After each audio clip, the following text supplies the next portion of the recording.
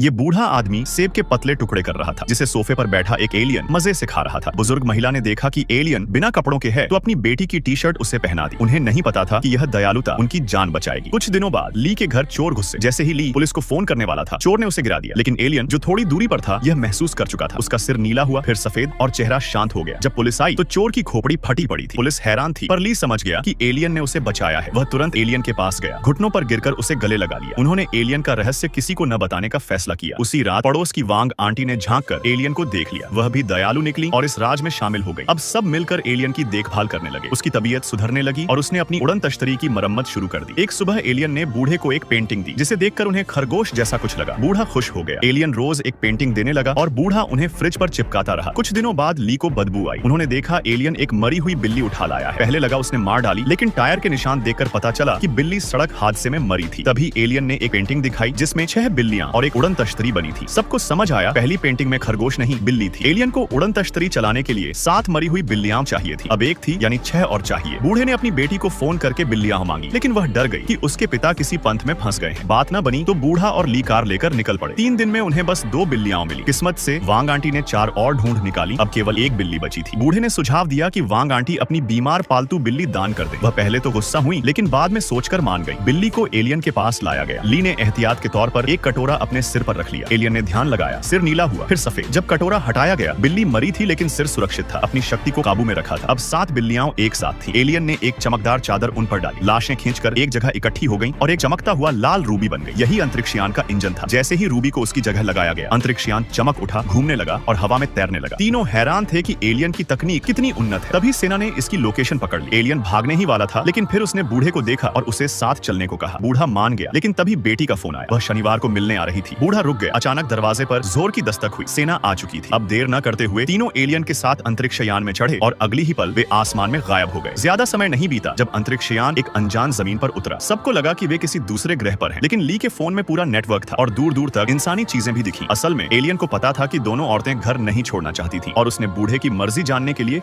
उसे यहाँ लाया था। बूढ़े ने बेटी की कॉल आखिरी बार एलियन से याद दिलाई। एलियन उड़न तश्तरी में बैठकर चला गया। तीनों की जिंदगी फिर अकेली हो गई। कभी कभी वे मिलकर एलियन को याद करते। एक रात बूढ़ा अकेले टीवी देख रहा था, तभी बाहर तेज रोशनी चमकी और फिर एक जाना पहचाना साया उतरा। बूढ़े के चेहरे पर मुस्कान आ गई। उसे पता था एलियन वापस आ गया है।